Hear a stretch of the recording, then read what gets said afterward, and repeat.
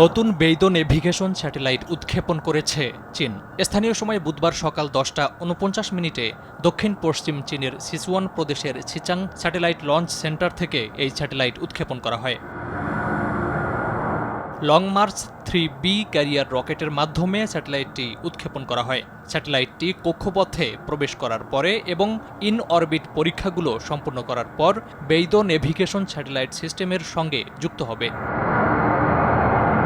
পৃথিবীর কক্ষপথে প্রবেশ করার জন্য ডিজাইন করা স্যাটেলাইটটি বেইদো পরিবারের 56তম এবং চীনের বেইদো 3 নেভিগেশন স্যাটেলাইট সিস্টেমের প্রথম ব্যাকআপ উপগ্রহ।